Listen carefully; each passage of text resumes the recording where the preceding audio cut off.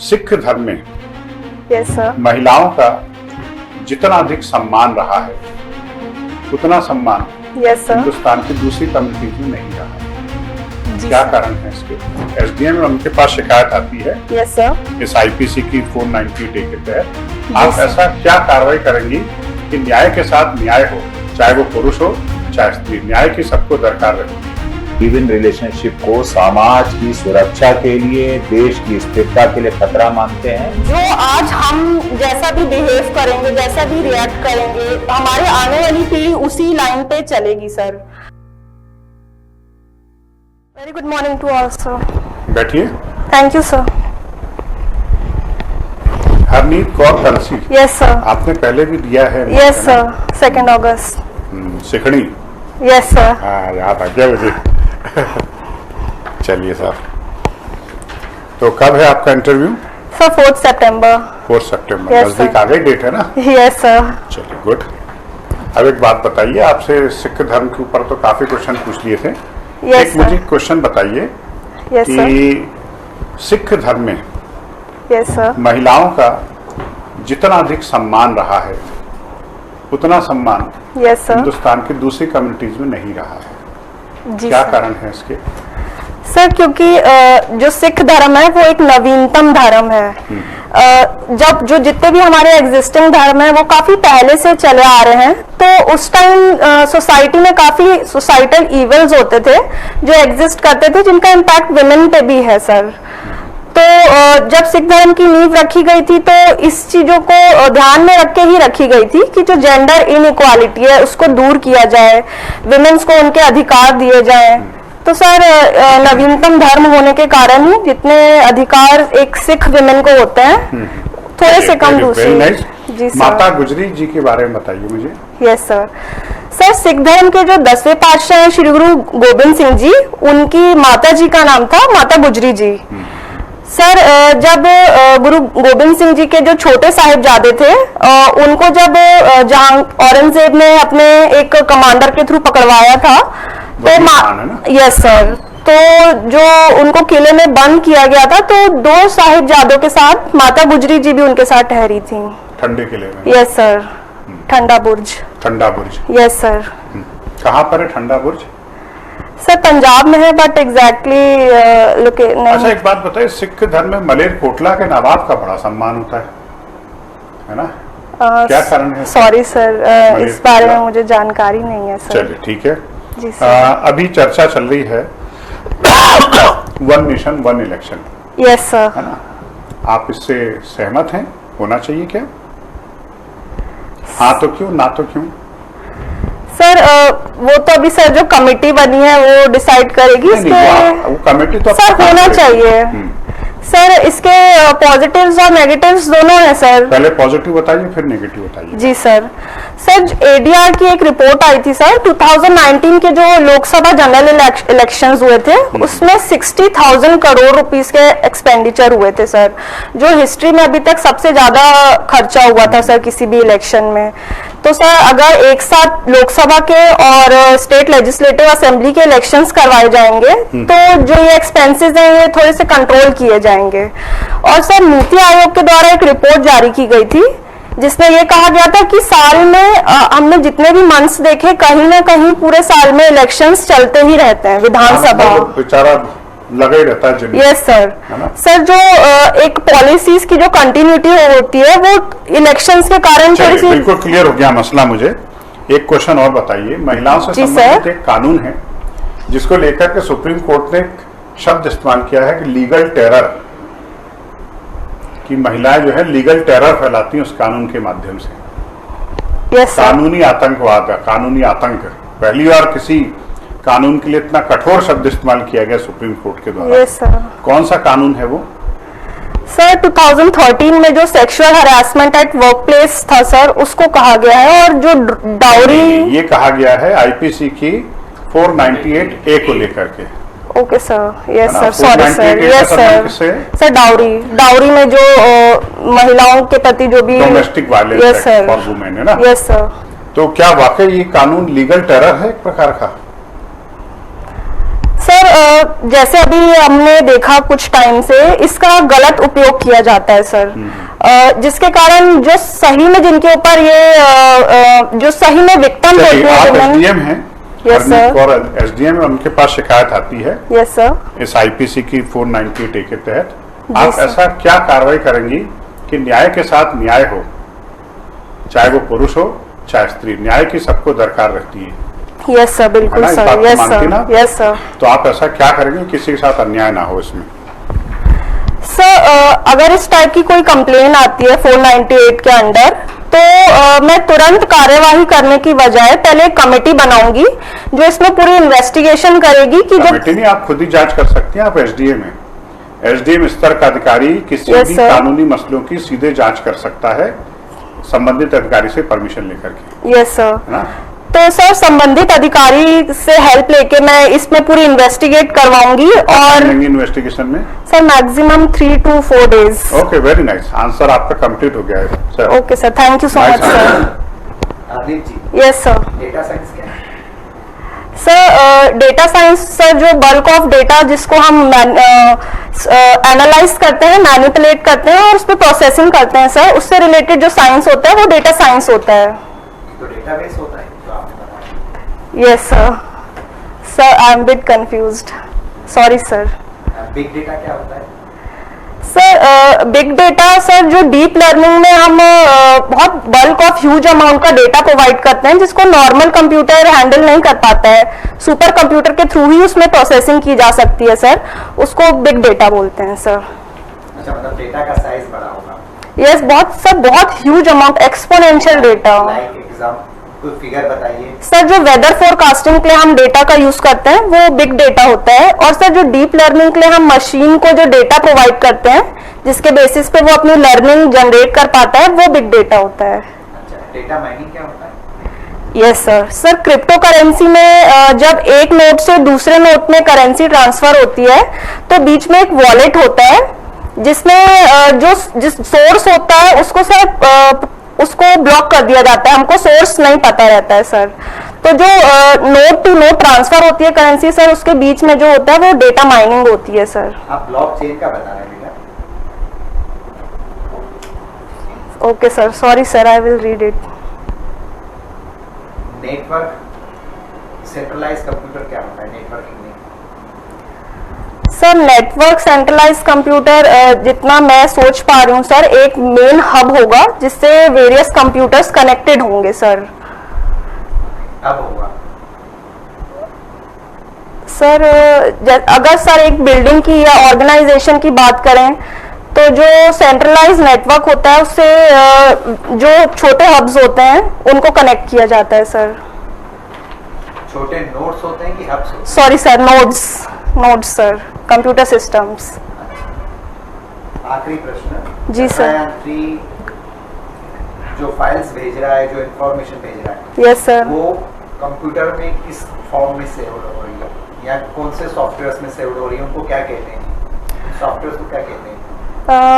Sir जितना मैं अभी सोच पा रही हूँ सर, जो प्रज्ञान जो भी डेटा है वो पहले लैंडर को सेंड करता है, फिर लैंडर इसरो के पास आ गया। Yes sir. अब वो जिन सॉफ्टवेयर में सेव होता है उनको क्या कहते हैं? Sir geographical GIS, geographical information system sir, उसको डिजिटल फॉर्मेट में भेजता है सर, फिर प्रोसेसिंग होती है सर। अभी मैं सॉफ्टवेयर का नाम नहीं याद कर पा रही हूँ sir, sorry sir. Thank you sir. Yes sir. आप ये बताएं कि ड्रग, जी अलग सर। तरह के नशे, yes sir. Honour killing, rape, yes sir. इन सभी के पीछे क्या कारण है? खाप पंचायत, बहुत सारी चीजें हैं, लिविंग रिलेशनशिप भारत में अभी इस समय बहुत ज्यादा देखने में मिल रहा है। क्या कारण है इसके? सर अगर रूट लेवल में इसकी बात की जाए तो जो हमारी एजुकेशन है उसमें इथिक्स रिलेटेड एक सब्जेक्ट सर इंक्लूड किया जाना चाहिए। इथिकल वैल्यूज हम देखते हैं आज के जो यूथ्स हैं उसमें काफी कम पाई जाती हैं इथिकल वैल्यूज। अच्छा sir one of the reason ये है, और सर दूसरा रीजन ये है कि जिस टाइप की उनको एजुकेशन मिलती है उस टाइप की वो उनको जॉब नहीं मिल पाती है। अनएम्प्लॉयमेंट भी एक वन ऑफ द रीजन है सर। ये तो हम तो देख रहे हैं कि सबसे ज्यादा एलीट क्लासेस में इस तरीके के क्राइम बढ़ रहे हैं। Yes, sir. सर जो बेसिकली जो मेन चीज जो मैं सोच पा रही हूँ वो सर इथिकल वैल्यूज की कमी का होना, और जो फैमिली जो वैल्यूज एक चाइल्ड में बचपन से देती है। आजकल पेरेंट्स भी वर्क में इतना इंडल्ज रहते हैं कि वो अपने बच्चों पे ज्यादा ध्यान नहीं दे पाते हैं सर। वो खुद ही मोबाइल में डूबे। यस सर, तो जो बच्चे हैं उनमें जो वैल्यूज बचपन से डायरेक्ट एक्सपीरियंसेस। यस सर, बिल्कुल किया। यस अगर सर। आपको इस पे कोई पॉलिसी बनाने का कहे तो क्या फ्रेम करेंगे आप? हमको लगभग 1 से 5 जो पॉइंट्स है, 5 पॉइंट्स इसमें बताएं कि ये चेंजेस करना चाहिए। जी सर। सर हम जो प्राइमरी एजुकेशन रहती है हम उसी से स्टार्ट करें तो ज़्यादा बेटर रहेगा। अगर कोई बच्चा एक अपने जो सहपाठी है उसकी पेंसिल कभी कभी चुरा लेता है, हम देखते हैं बचपन में, तो सर स्ट्रिक्ट पनिशमेंट्स के प्रोविजंस तभी दिए जाने चाहिए जिससे उसे एक लेसन मिले कि हमें इस टाइप का कुछ नहीं करना है। अगर कोई बच्चा कोई अब्यूसिव लैंग्वेज या कुछ इस टाइप की लैंग्वेज यूज कर रहा है तो उसे सर प्यार से समझाया जाना चाहिए कि ये इथिकल नहीं है। आपके पेरेंट्स कभी नहीं चाहेंगे कि आप इस टाइप की लैंग्वेज का यूज करें। सर जो एग्जीबिशंस होते हैं स्कूल में या सोसाइटी में या किसी भी विलेज में ये कंडक्ट करवाए जाएंगे जिसमें उन्हें पपेट शो के द्वारा या किसी भी शो के माध्यम से ये सिखाया जाएगा कि एक अच्छा बिहेवियर मॉरल कोड कैसे किया जाता है।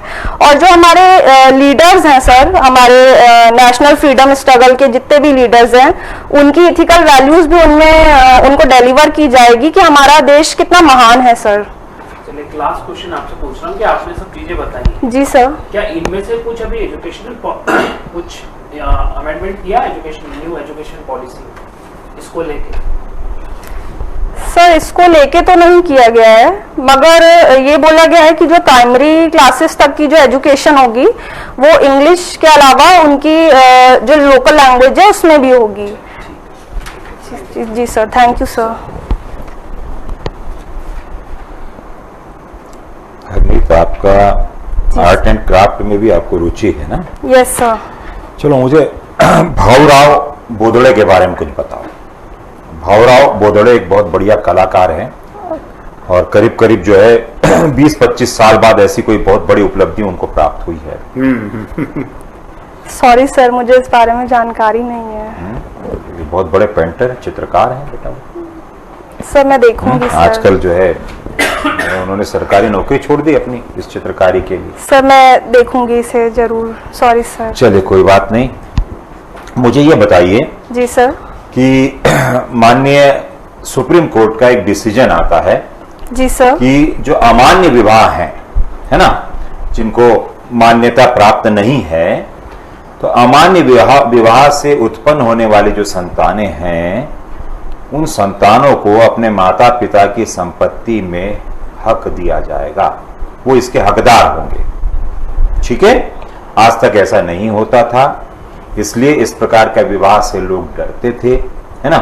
और जो विधि के अनुसार जो विवाह है हमारे यहाँ कि हिंदू हिंदू ऐसा मतलब जो भी विवाह है उसको ही ज्यादा अपनाया जाता था। ठीक है, तो संतानों को जो है जो असेट्स होती है उसमें उनको जो है राइट्स नहीं थे, पर अब दे दिया गया है। क्या इससे जो है लिव इन रिलेशनशिप जैसी जो तथ्य हैं उनको बढ़ावा नहीं मिलेगा? जी सर मिलेगा सर। क्या मानती हैं सर? जो ये इलीगल मैरिजेस जैसा आप बोल रहे हैं जो आउट ऑफ कास्ट और आउट ऑफ लॉ जाके की गई हैं सर, तो सर अभी जैसे इसके अगेंस्ट कोई लॉ नहीं था तो भी सर जो लिविंग रिलेशनशिप्स और इंटरकास्ट मैरिजेस वो सर पहले से चली आ रही हैं हमारी सोसाइटी में सर। और सर अगर हम ये बात करें कि उस चाइल्ड को उसके इनहेरिटेंस राइट्स मिले कि नहीं मिले, तो सर आर्टिकल 21 लाइफ और लिबर्टी की बात करता है सर। तो सर हम उस बच्चे को उसके राइट से कैसे दूर रख सकते हैं सर? नहीं, पर मान्यता तो नहीं रहती ना भाई उनको जो है लीगल। सर सोसाइटी बहुत डायनामिक है सर, जैसे जैसे आपको पूरा विवाह के जो है कानून सब पूरे संशोधित करने पड़ेंगे ना, अमेंडमेंट लाना पड़ेगा आपको। हिंदू मैरिज एक्ट है या और भी जो है। जी सर, है ना, इसको तो उन्होंने लिव इन रिलेशनशिप को बढ़ावा दे दिया। अब दूसरी तरफ इलाहाबाद हाईकोर्ट बोल रहा है कि ये जो है हमारे जो सोशल जो इंस्टीट्यूशंस हैं, या हम कहें कि जो सोशल सिक्योरिटीज वगैरह जो हैं, हमारा जो नेशन है Yes, sir. उसकी स्टेबिलिटी जो है वो लिव इन रिलेशनशिप से प्रभावित होगी। जी, ये सर, बेकार बिल्कुल। चीज है ना, ऐसा बोल रहा है इलाहाबाद हाईकोर्ट ये बोल रहा है, और उधर सुप्रीम कोर्ट जो है वहां तो मान्यता दी जाती। बताओ आप क्या सोचते हो? सर ये कॉन्फ्लिक्ट जरूर क्या आप है। लिव इन रिलेशनशिप को समाज की सुरक्षा के लिए, देश की स्थिरता के लिए खतरा मानते हैं? जी सर, बिल्कुल मानते हैं? Yes sir. क्यों? सर जो आज हम जैसा भी बिहेव करेंगे, जैसा भी रिएक्ट करेंगे, हमारी आने वाली पीढ़ी उसी लाइन पे चलेगी सर। तो हमें ऐसा एक एग्जाम्पल नहीं सेट करना चाहिए जैसे एक फैमिली में कॉन्फ्लिक्शंस हो, सोसाइटी में कॉन्फ्लिक्शंस हो।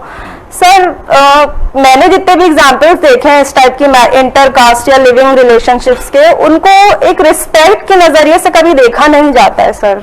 एक लड़का एक लड़की को नहीं जानता, उसकी विवाह हो जाता है। एक लड़का एक लड़की को पहले से जानता है, दोनों आपस में मिलकर विवाह कर लेते हैं, उसके बाद भी तो उनको एक दूसरे के लिए समय नहीं मिलता है ना, और तलाक हो जाता है। Yes sir. ठीक है, ये भी तो देखने में आ रहा है सर। बट हम सोसाइटी को एक और वो नहीं कर सकते कि सोसाइटी को बाईपास नहीं कर सकते सर। हमको सोसाइटी में रह रहे हैं हम, तो हमें सोसाइटी के अकॉर्डिंग ही चलना पड़ेगा सर। मतलब आप खाप पंचायत वगैरह को सही मानती है ना? जी सर, कुछ हद तक। ठीक है, thank you. Thank you sir. बुलाते हैं आपको, है ना? Thank you so much sir.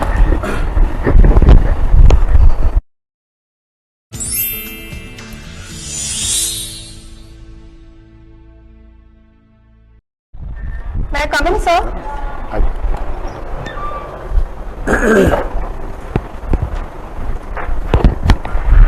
बैठिए Harjeet. Thank you sir. Harneet. हाँ हरनीत। Yes sir. चलिए, यस कैसा लगा आपका अपना इंटरव्यू? सर के क्वेश्चंस। क्वेश्चन तो सर के भी क्वेश्चन। Yes sir. हरनीत बेटा, आपको एक बात बता दूं बहुत स्पष्ट तौर Yes, पर, sir. आप बहुत प्रोस्पेक्टिव कैंडिडेट हैं। Thank you sir. आप अगर सही तरीके से परफॉर्म करेंगे ना तो आप टॉप 5 में जगह बनाने वाली बच्ची हैं, थैंक यू सर। है ना? लेकिन एक आपने ब्लंडर मिस्टेक की, सर के कुछ प्रश्नों में आपने गलत जवाब दिए, यस सर। है ना बेटा? आप गलत जवाब मत दीजिए, आई एम सॉरी बोल दीजिए। I am ji sorry sir. एक बहुत अच्छा जवाब होता है, ये आपके सत्यनिष्ठा के गुण को प्रदर्शित करता है। जी तो सर, इससे आपको बिल्कुल। बचना है, हाँ जी सर। ठीक है ना? फिर एक जगह पर आपने खाप पंचायत के संदर्भ में आपने इनको कुछ और जवाब दिया, इनको कुछ और जवाब दिया।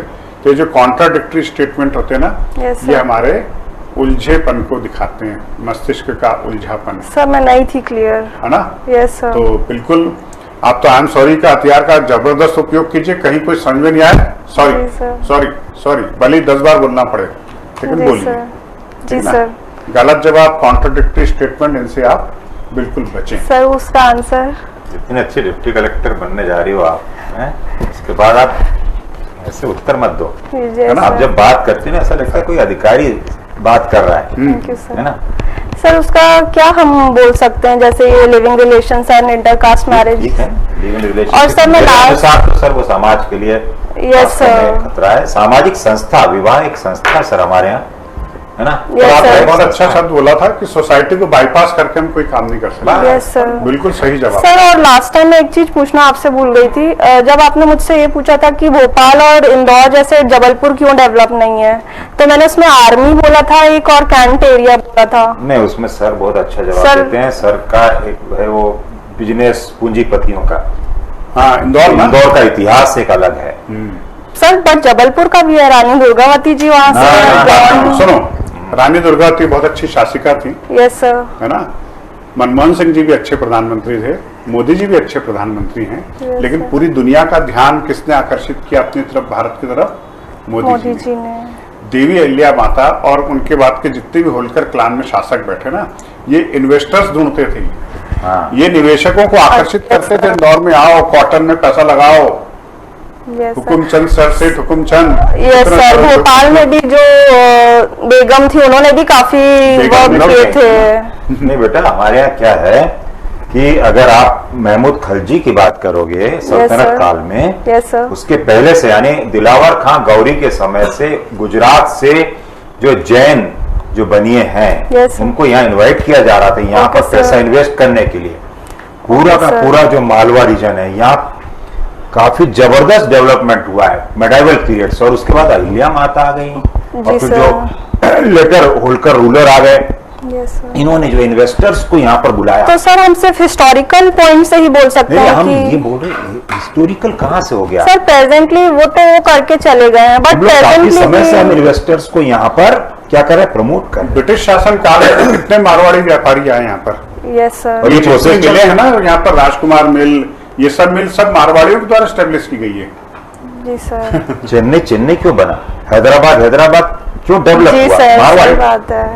जी मारवाड़ी सर, मैं का। इसको करूंगी प्रिपेयर अच्छी से। है ना, जी। वो चीज की कमी रही आपके, नहीं तो आप पॉलिटिकल लीडरशिप में आप हमसे आगे थे, है ना, यानी यस सर, ठीक है, यस सर, आपके पास टाउन रिपोर्ट आया। हॉल, झंडा सत्याग्रह हुआ था, हाँ, ये movement सारे जो है, ये मूवमेंट्स सब हुए थे। जबलपुर एक्चुअली मिलिट्री छावनी था ब्रिटिश शासन काल में। अभी भी सर सैनिक 5 केंद्र स्टेट्स था। का हेडक्वार्टर तो जहाँ है। पर भी सैन्य केंद्र डेवलप होते हैं वहाँ व्यापार कभी विकसित हो नहीं पाता।